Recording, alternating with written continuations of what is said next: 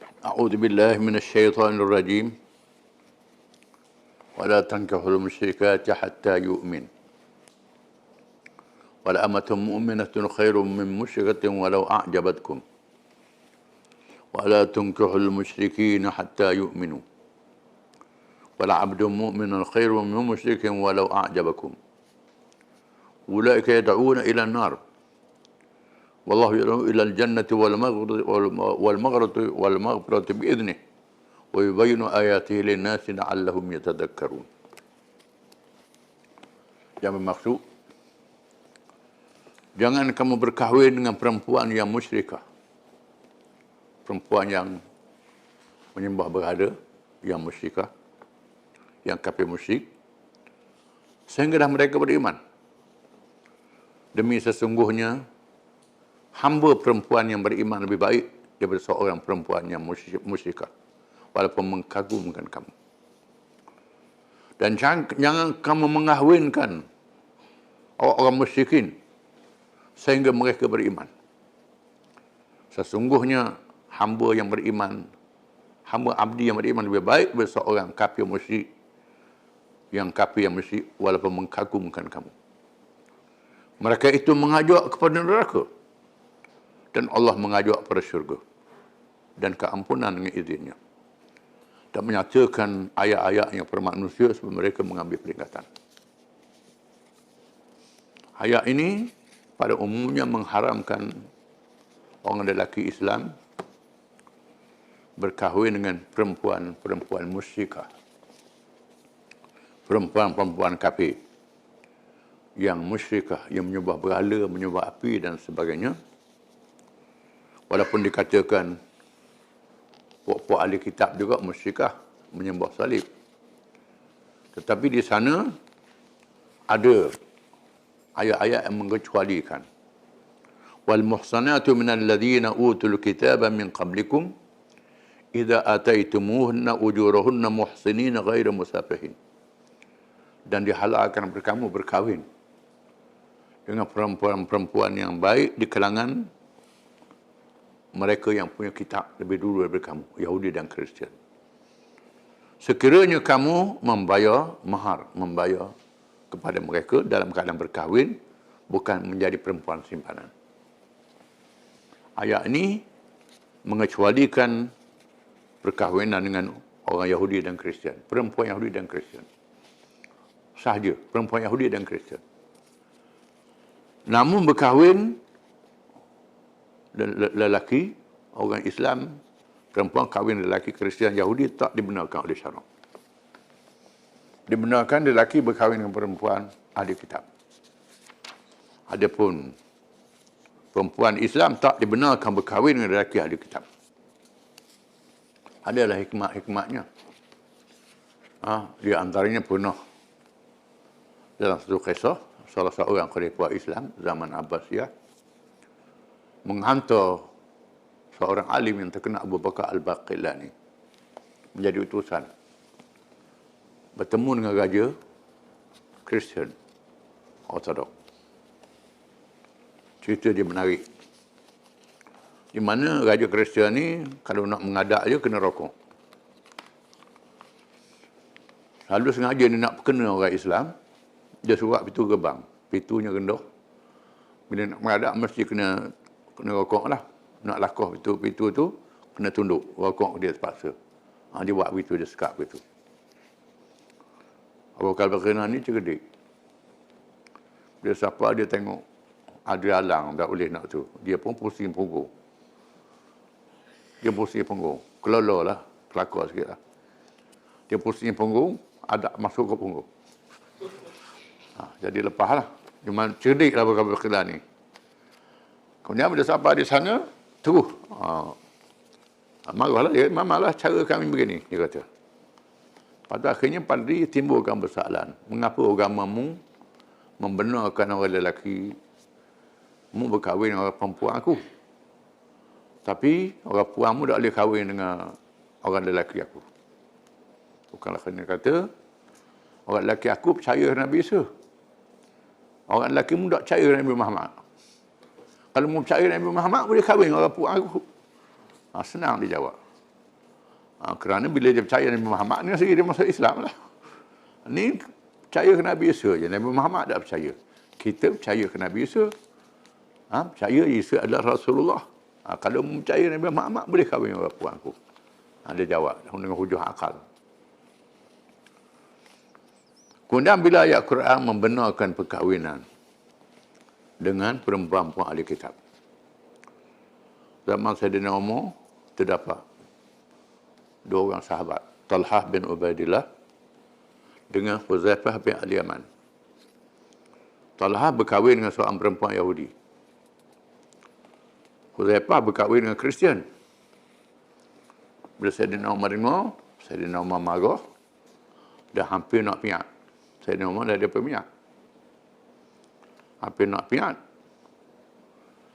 Dan memang Sayyidina Umar ni hebat dan dua-dua ni takut Sayyidina Umar kena piat. Lalu mereka berkata, wahai mukminin, tak apalah kami cerah. Kami cerahlah, jangan marah. Sayyidina Umar kata, kahwin dengan dia halal, mencerah pun halal juga. Sayyidina Umar kata Sayyidina Umar. Sebab Sayyidina Umar menghalang sahabat-sahabat ni berkahwin dengan perempuan ahli kitab, takut jadi contoh pada orang lain. Mudah-mudah kahwin. Dan kita tak tahu latar belakang dia, soleh ataupun tidak soleh, atau baik tak baik, sebagaimana kita bergaul dengan orang-orang Islam. Sebab itu, Sayyidina Umar dengan keras. Diriwayatkan, Sayyidina Umar tulis surat kepada Talhah. Talhah jawab surat dia. Talhah kata, adakah itu haram? Sayyidina Umar kata, tak haram. Bukan haram mu kahwin. Tapi aku bimbang kamu mengambil pelacur-pelacur mereka, kata Sayyidina Umar. Sayyidina Umar jawab senang je. Maka telah menceraikan isteri dia yang ahli kitab. Allah Ta'ala memberi alasan. Wal abdu wa alamatu mu'minatun khairu min musyakatin walau a'jabatkun. Hamba perempuan, abdi, yang beriman lebih baik daripada orang merdeka yang tak beriman, yang musyrikat. Begitulah juga lelaki yang beriman lebih baik daripada lelaki yang tidak beriman walaupun dia syirik. Lelaki beriman, dia tidak syirik. Yang ini syirik. Kenapa? Ulaika yad'una ila an-nar. Mereka mengajak kamu kepada neraka. Wallahu yad'u ila al-jannah. Allah mengajak kamu kepada syurga. Wal maghfirati bi idnih, dan keampunan dengan izinnya. Wa yubayyinu ayati lin-nasi la'allahum yatadhakkarun, menerangkan kepada mereka akan ayat-ayatnya supaya mereka mengambil pengajaran. Tujuan perkahwinan ni bukan semata-mata untuk memuaskan hawa nafsu. Yang besarnya juga ialah untuk melahirkan keluarga yang saleh. Bagaimana nak melahirkan keluarga yang saleh kalau isterinya tidak saleh? Isterinya kafir. Ini alasannya. Dan perkahwinan itu ada keberkatannya. Ada kebaikannya. Yang kita kena sedar. Kebaikan ini mestilah beriman. Walaupun Allah Ta'ala menghalang kita berkahwin dengan ahli kitab. Apa lagi kemungkinan kita dapat menarik dia masuk Islam. Itu lebih baik. Atau menunjukkan sikap damai kita dengan ahli kitab. Kita beriman kepada Nabi Isa. Kita makan makanan dia. Beriman Nabi Musa, makan makanan dia. Tapi kita tolak mereka tak beriman Nabi Muhammad sallallahu alaihi wasallam. Macam kata Abu Bakar Al-Baqilani. Yang penting ialah perkahwinan yang saleh.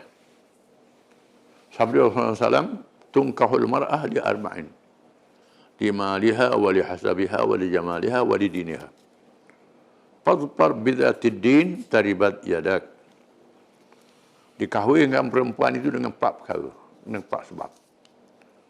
Yang pertama kerana hartanya, kedua kerana rupa parahnya, kerana keturunannya, ketiga rupa parahnya,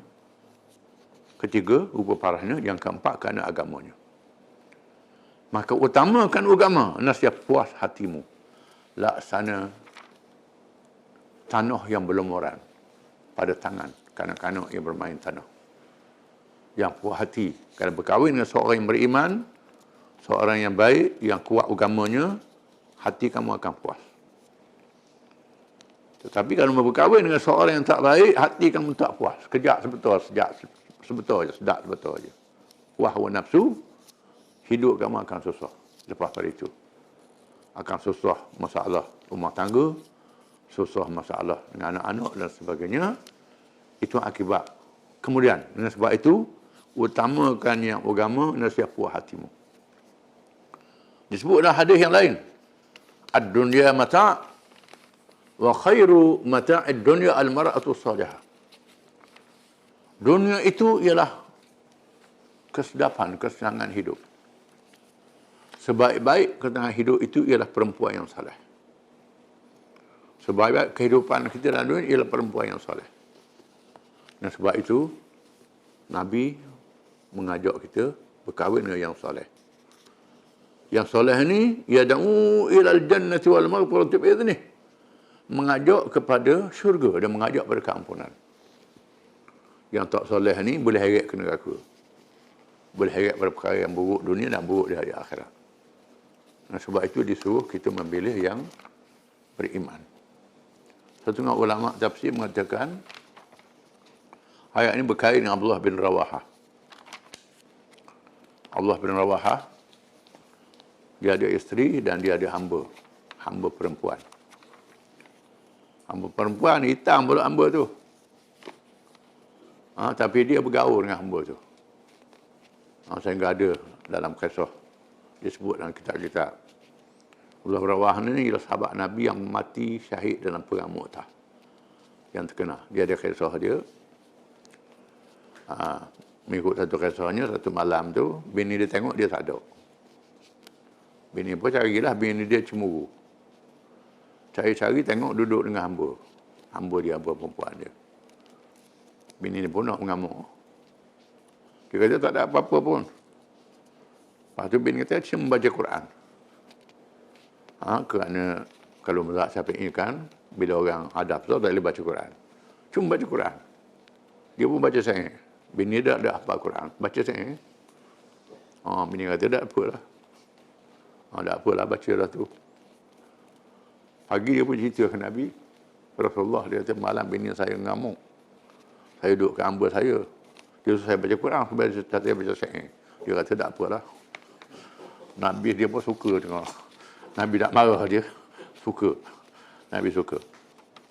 Allah Rawahah ni, dia kenal kepada hamba dia. Lalu Rasulullah tanya dia, hamba dia tu macam mana? Bagaimana hamba tu, hamba perempuan tu?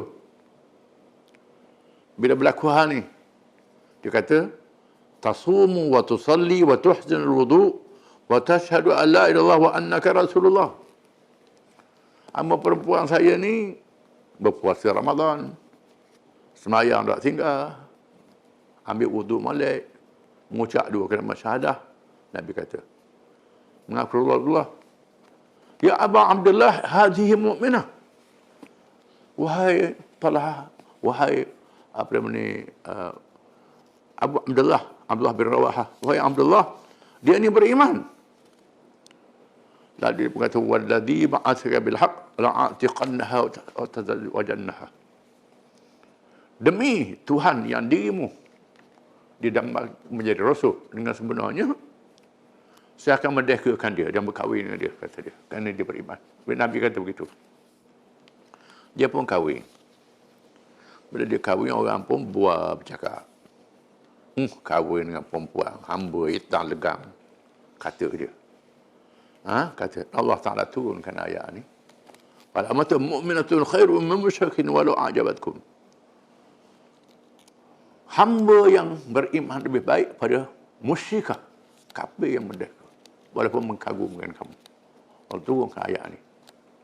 Memuji Allah bin Rawahah radhiyallahu anhu. Iaitulah salah seorang syahid dalam perang Mu'tah yang terkenal. Menunjukkan bahawa yang penting ialah agama, akhlak yang mulia. bagi mendiri rumah tangga yang baik. Kalau ada semua sekali, itu lebih baiklah.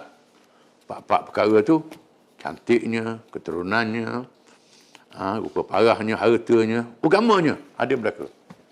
Nak cukup empat perkara ni, memanglah payah. Payah. Tetapi, kalau pilihan, yang agama hendaklah diutamakan.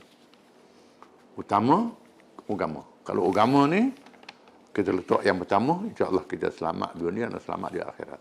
Wallahu alam. Wa akhiru da'wana alhamdulillahirabbil alamin.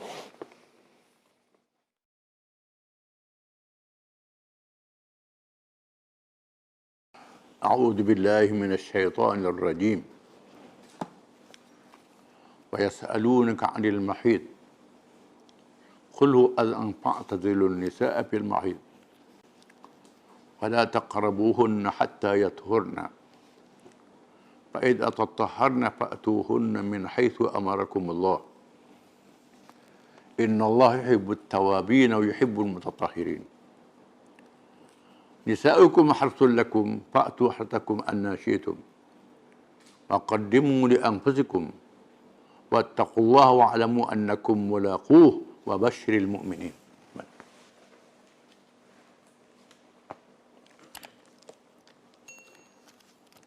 Maksudnya, dan mereka bertanya kepadamu wahai Muhammad sallallahu alaihi wasallam mengenai hukum haid. Katakanlah darah haid itu satu benda yang menjejekkan, yakni dan mendatangkan mudarat. Oleh sebab itu hendaklah kamu menjauhkan diri dari perempuan, jangan bersetubuh dengan isteri kamu dalam masa datang darah haid itu. Dan janganlah kamu menghampiri mereka untuk bersetubuh sebelum mereka suci. Kemudian apabila mereka sudah bersuci, maka datangilah mereka menurut jalan yang diperintah oleh Allah kepada kamu. Sesungguhnya Allah mengasihi orang-orang yang bertaubat dan mengasihi orang-orang yang sentiasa mensucikan diri. Isteri-isteri kamu adalah sebagai kebun tanaman kamu. Oleh sebab itu datangilah kebun tanaman kamu menurut cara yang kamu sukai. Dan sediakanlah amal-amal yang baik untuk diri kamu dan bertakwalah kepada Allah serta ketahuilah sesungguhnya kamu akan menemuinya pada hari akhirat kelak. Dan berilah khabar gembira wahai Muhammad SAW kepada orang-orang yang beriman.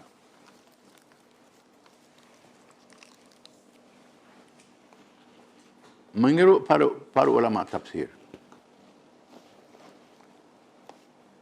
antaranya riwayat Anas bin Malik radhiyallahu an,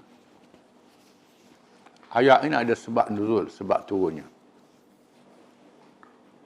Apabila orang-orang Yahudi merupakan satu masyarakat di Madinah mengamalkan ajaran yang melampau sehingga mereka memula perempuan yang haid tak boleh duduk bersama untuk makan minum sebab mereka itu terlalu melampau sampai tak boleh makan sekali. Bukan saja bersetubuh. Lalu para sahabat bertanya ke Nabi sallallahu alaihi wasallam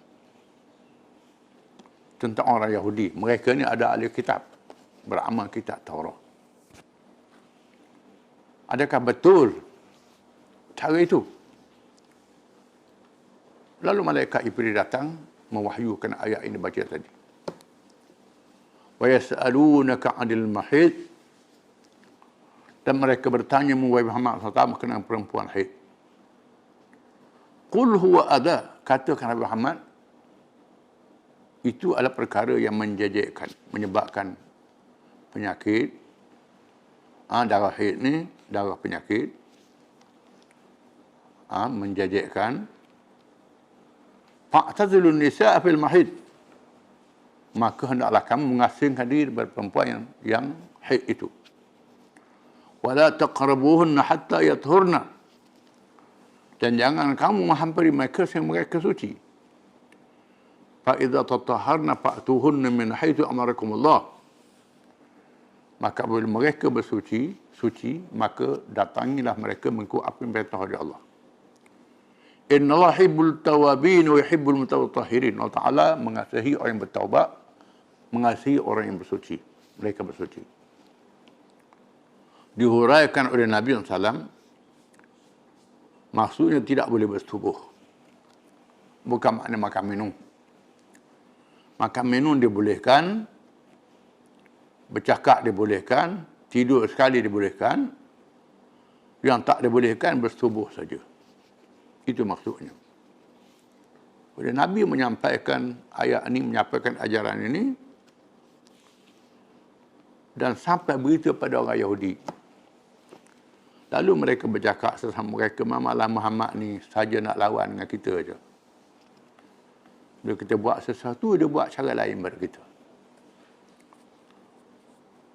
Menyebabkan ada kalangan sahabat yang rasa tak senang dengan percakapan orang Yahudi ni. Antaranya Al-Asid bin Hudair dan Abbad bin Bishr. Mereka datang menemui Nabi SAW. Lalu menceritakan, wahai Rasulullah, orang Yahudi bercakap dengan apa yang Allah Ta'ala sebut ini. Adakah boleh kita pakai setubuh tu? Tak saya ikut dia, kita setubuh. Kata Asid bin Hudair dan Abbad bin Bishr. Menunjukkan berubah wajah Nabi SAW. Menunjukkan Nabi marah dengan soalan ini. Sehingga dua orang ni merasa takut dengan kemerdekaan Nabi SAW. Lalu mereka mengirim hadiah untuk menenangkan marah Nabi mengikut Anas bin Malik. Anas ni sahabat yang rapat dengan Nabi. Beri susu, suruh sapa ke Nabi. Hadiah makanan, susu. Kepada Nabi SAW. Dan Nabi terima hadiah tu, Nabi tak kata apa. Menandakan, sekadar tegur sajalah, jangan sapa bersetubuh. Tak boleh ikut Yahudi bersetubuh. Lebih teruk. Sekadar tak boleh bersetubuh saja. Makan minum sekali boleh. Itu mengikut ajaran Allah Ta'ala. Mengikut jumhur ulama, kebanyakan ulama, yang makna kita boleh bercampur dengan isteri, kecuali bersetubuh saja tidak dibolehkan. Berdasarkan hadis-hadis diriwayatkan oleh sahabat dan tabi'in. Yang bertanyakan Ummahatul Mukminin radhiyallahu anha, bertanyakan isteri-isteri Nabi. Di mana sahabat-sahabat yang muda, termasuklah tabi'in yang tak sempat dengan Nabi, bertanya isteri-isteri Nabi tentang hukum syarak. Mereka mengaji agama dengan isteri-isteri Nabi, dengan sahabat-sahabat yang sempat mereka dikenali dengan tabi'in. Antara Masruq disebut satu riwayat, Masruq ini seorang ulama tabi'in, menemui Aisyah radhiyallahu anha, ziarah Aisyah. Masruq ni dia bukan sahabat, seorang alim tabi'in.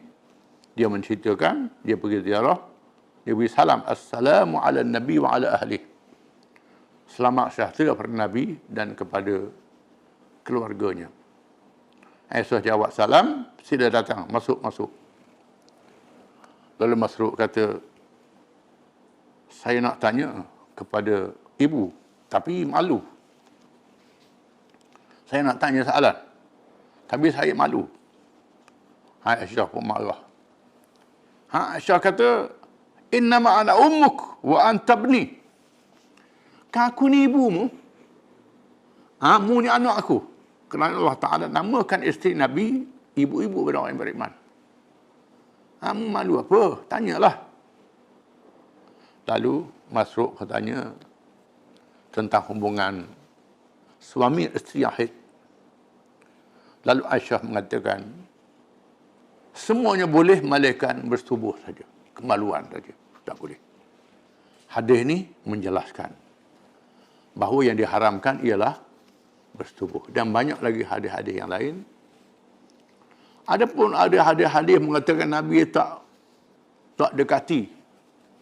Mungkin ada masa Nabi tak dekat isteri dia. Itu secara ihtiyat.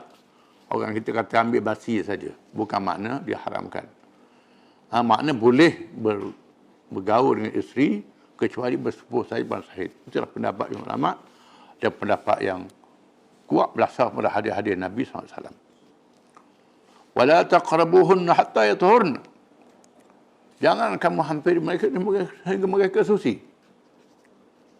Fa idza tatahharna fa'tuhunna min haitsu amarakum Allah. Maka bila mereka sudah bersuci, bukan saja suci daripada haid, maka dia mandi. Selesai mandi, maka datanglah isteri kamu itu maka apa yang Allah Ta'ala suruh kamu. Diizinkan mereka kamu bergaul dengan mereka. Inna Allah hibbut tawabin. Allah Ta'ala kasih pada mereka bertaubat. Kalau ada orang yang buat salah, kena bertaubat. Ini pendapat yang kuat. Ada ulama mengatakan mereka yang bersetubuh masa haid ini kena bayar fidyah, sedekah pada fakir miskin, bertaubat dan kena sedekah. Ada ulama kata begitu. Tapi mengikut qaul jadid dalam mazhab Syafi'i cukup dengan bertaubat saja. Tak payah sedekah lah. Dengan istighfar. Kalau kita melakukan kesalahan itu, kerana Allah Ta'ala sebut ni bertaubat. Wa yuhibbul mutatahhirin. Allah Ta'ala kasih mereka yang membersihkan diri. Allah Ta'ala menegaskan, nisa'ukum harsul lakum. Isteri-isteri kamu laksana ladang-ladang kepada kamu. Fa'atu hartakum anna syi'tum. Maka datanglah isteri kamu mengikut apa yang kamu mahu. Dengan makna, dengan cara yang diizinkan oleh syarak, yang diadakan oleh syarak. Iaitu adalah bersetubuh mengikut kemaluan, bukannya liwat. Liwat diharamkan, tidak boleh. Walaupun dengan isteri. Itu tabi'i. Yang buat liwat ni kaum Nabi Lut saja. Yang dikutuk oleh Allah Ta'ala. Tidak boleh. Iaitu bersetubuh dengan cara tabi'i. Yang diajar oleh Allah Ta'ala. Yang Allah Ta'ala jadikan kita mengikut tabi'inya. Waqaddimu li anfusikum. Dan kamu kemukakan pada diri kamu sendiri. Buat benda yang baik. Wattaqullah, bertakwa kepada Allah. Wa'alamu annakum mulaquh. Ketahui kamu akan bertemu dengan Allah Ta'ala pada hari kiamat. Walaupun perkara ini perkara rahsia. Orang tak tahu antara kita dengan isteri kita saja. Tapi kita kena sedar, Allah Ta'ala maha mengetahui. Kita akan bertemu dengan Allah Ta'ala. Tak boleh buat kesalahan itu. Kalau kita buat salah, kena bertaubat. Wa basyiril mu'minin, dan berilah berita gembira kepada mereka yang beriman. Orang yang beriman diberi berita gembira. Yang beriman beramal dengan amal yang soleh.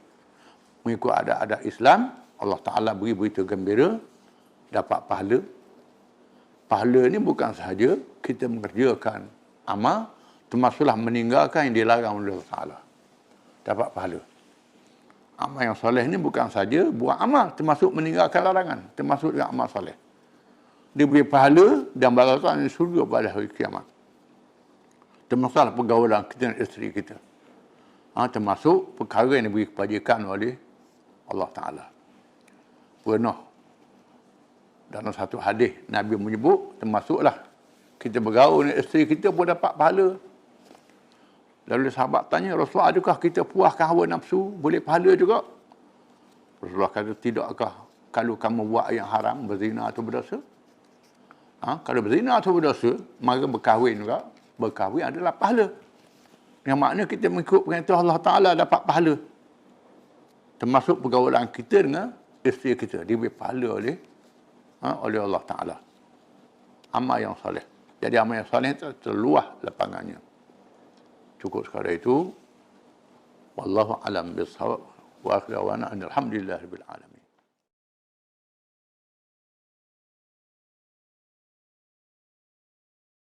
أعوذ بالله من الشيطان الرجيم ولا تجعلوا الله عرضة لأيمانكم أن تبروا وتتقوا وتصلحوا بين الناس والله سميع عليم لا يؤاخذكم الله باللغو في أيمانكم ولكن يؤاخذكم بما كسبت قلوبكم والله غفور حليم.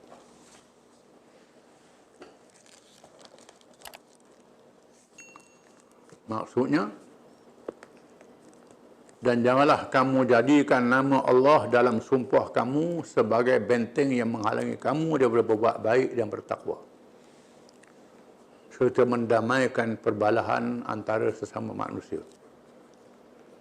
Dan ingatlah Allah sentiasa mendengar lagi sentiasa mengetahui. Allah tidak mengira kamu bersalah tentang sumpah-sumpah kamu yang tidak dimaksudkan untuk bersumpah. Tetapi ia mengira kamu bersalah dan akan mengenakan hukuman dengan sebab sumpah yang diusahakan, disengajakan oleh hati kamu dengan niat bersumpah. Dan ingatlah Allah amat pengampun lagi amat penyabar.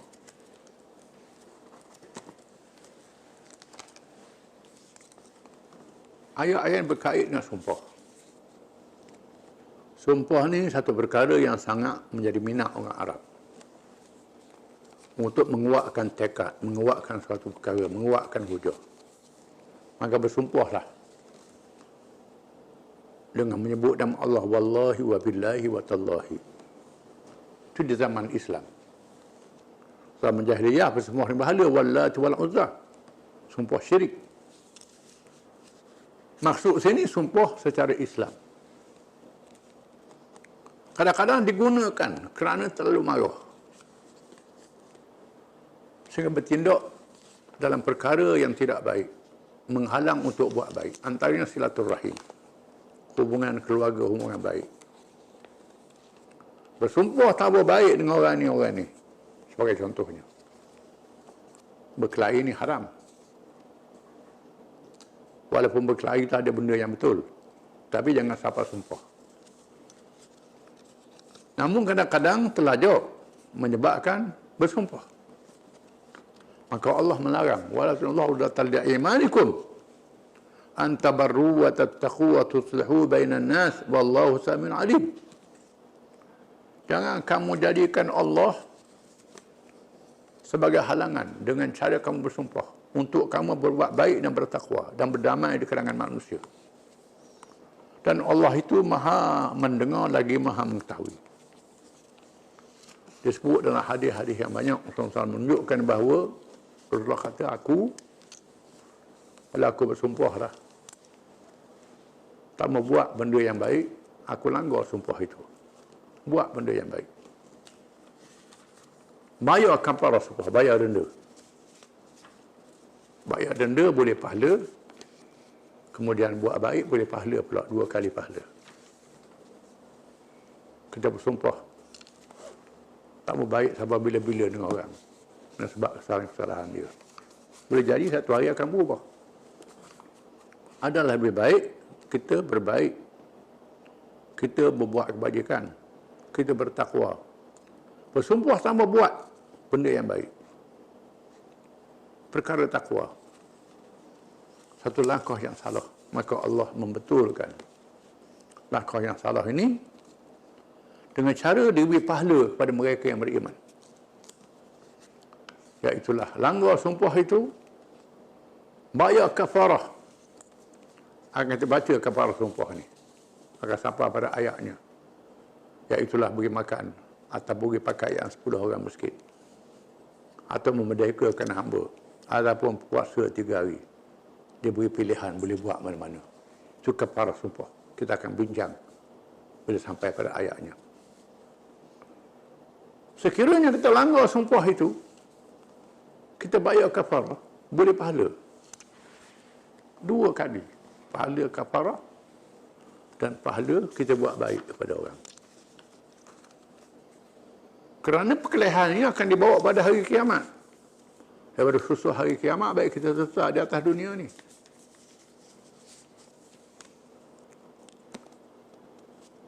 Nabi bersabda, Inni wallahi insya'Allah la ahlifu ala yaminin fa'ara ghairaha khairan minha illa ataitu alladhi huwa khairun wa tahallaltuha. Sesungguhnya aku demi Allah, insya'Allah, kata Nabi, insya'Allah aku tidak bersumpah dengan satu sumpah, aku lihat benda terbaik, aku akan langgar sumpah itu, aku buat yang baik itu, dan aku tahallulkan, bayar kafarah. Nabi ajar. Dalam hadis yang lain, Nabi bersabda pada Abdurrahman bin Samurah radhiyallahu anhu. Ya Abdurrahman bin Samurah, la tas'alil imarah, fa innaka in u'titaha min ghairi mas'alatin wa anta 'alayha. Wa in u'titaha 'an mas'alatin wukilta ilaha. Wa idza halafta 'ala yaminin fara'aita ghairaha khairan minha fa'til ladhi huwa khairun wa kaffir 'an yaminik. Wahai Abdurrahman bin Samurah, kamu jangan minta jawatan. Zaman saya orang suka minta jawatan. Nabi pesan Abdurrahman bin Samurah, wahai Abdurrahman bin Samurah, kamu jangan minta jawatan untuk jadi ketua. Sekiranya dia beri kepada kamu tidak dengan minta, ditolong oleh Allah. Sekiranya kamu minta, diberi, diserahkan kepada kamu, dia beban atas kepala kamu. Dan apabila kamu bersumpah dengan satu sumpah, kamu melihat yang terbaik.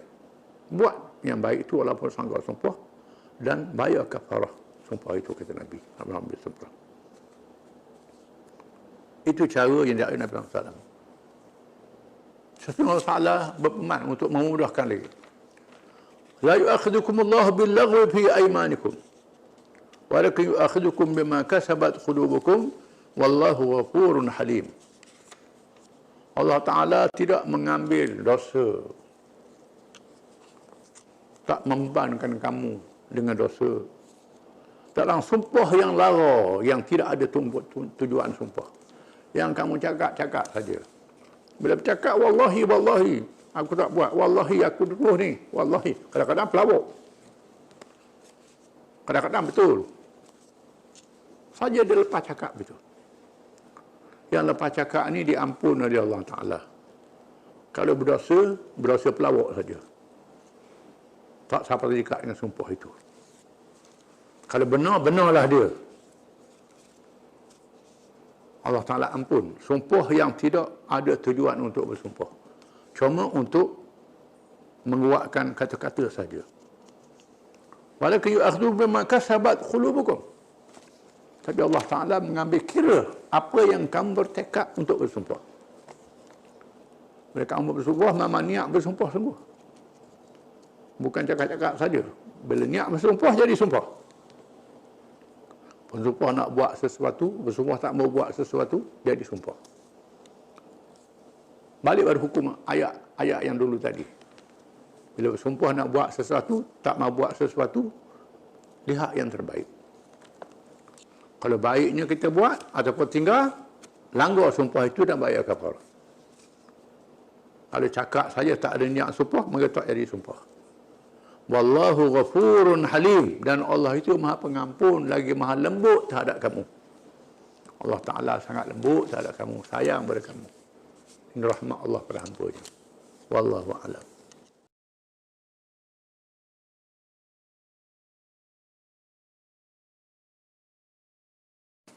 أعوذ بالله من الشيطان الرجيم. للذين يؤلون من نسائهم تربص 4 أشهر فإن فاءوا فإن الله غفور رحيم وإن عزموا الطلاق فإن الله سميع عليم.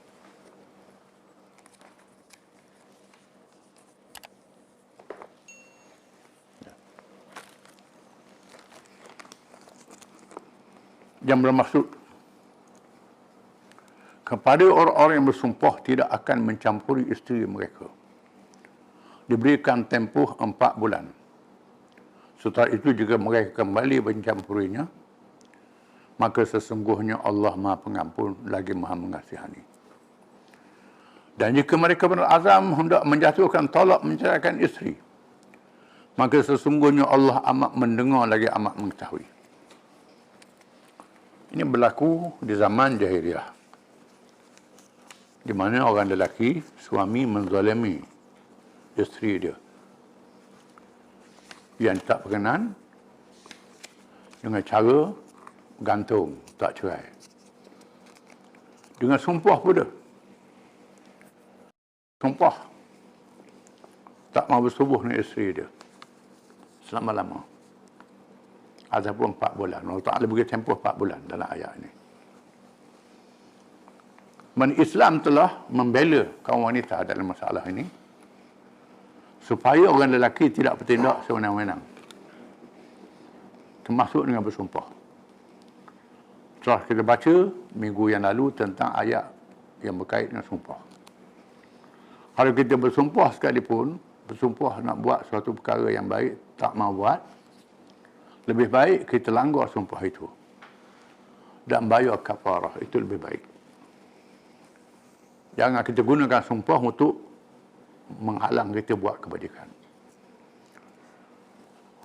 Kita langgar sumpah, bayar sumpah, dapat pahala. Setengah ulama kata tak payah bayar denda, tapi jumhur kata kena bayar denda, iaitulah memberi makan 10 orang miskin ataupun pakaian 10 orang miskin, mengikut yang sesuai dengannya.